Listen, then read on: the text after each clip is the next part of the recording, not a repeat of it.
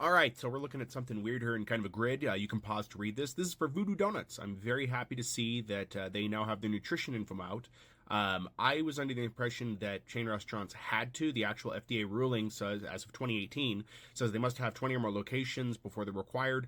Voodoo Doughnut's looking up, they have 19 locations, so it looks like they're getting close to that criteria for it. I'm only going to post the one screenshot here. I have a couple, but I don't want to get like too lengthy in this. I'm trying to keep the video shorter, but as you can see, this is the cut off the top, the bottom is complete. So this is the last half because my favorite donut from Voodoo Doughnut's in here, which is the Memphis Mafia. It is the worst donut on the list at 1870, but I still eat them. Not all the time. I don't go to Denver all the time because there's not a Voodoo Doughnut's in Colorado Springs. But I feel like there should be calorie counts on just about everything, and I don't think that small businesses should be exempt. It's not that hard to get a calorie count.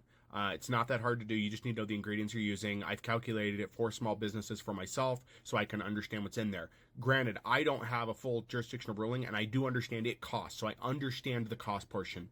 I do think there should be some sort of subsidy for small businesses, where they have, under the 20 locations, there should be some subsidy that covers the cost or partially covers the cost of the calorie listing, because there's an actual process for that if you guys didn't know.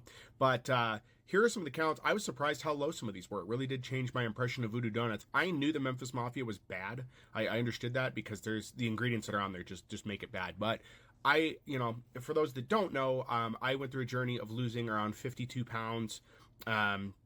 I was fairly hefty. If you go to my first video, look at my face, and then see like over the course of a few months, I start to slim down. I look a little bit different than I used to, and so part of that was cutting a lot of the sugar I was having, cutting out a lot of the calories, counting calories. I used some very old-fashioned methods to lose a lot of that weight. And as a result, I really did not eat any Voodoo Doughnut or any sweets that I could not get the calories on because I couldn't track it. It is hard to lose weight if you cannot understand what's in the food you're eating. And that's why I think there needs to be a calorie count on everything. One plus about the Maverick gas stations is at least the calorie counts listed on their food. Come and Go never did that, but that's the only plus to Maverick at this point. But yeah, you can look through, you just type in Voodoo Doughnut's nutrition info. It comes up on Google, and there's a PDF you can download. I have it on my phone, and you can see all the counts there. This one right here, where it says the specialties tend to be the worst on the menu. Granted, there's some others that are, kind of in line, but these have like the most, like apple fritter. I love apple fritters. They're just bad in calories. There's no way around that.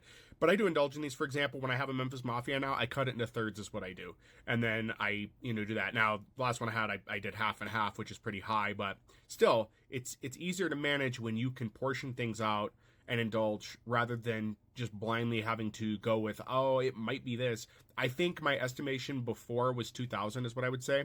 That's generally what I do on a high-fat item that I don't know what it is and I want to indulge. I'll just say it's about 2,000 calories, depending on size and stuff.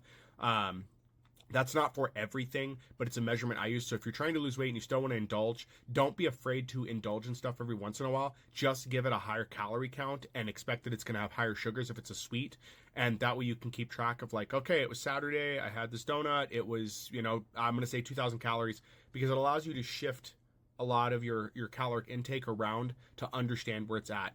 That's my advice on that portion. I'm not a nutritionist. I am not a dietitian or anything like that, but my process worked. You can go look at my videos, and I was able to significantly cut sugars and calories to get down to weight, and I still enjoy things. I still enjoy sweets. I still enjoy sodas. I drink Mountain Dew every now and again.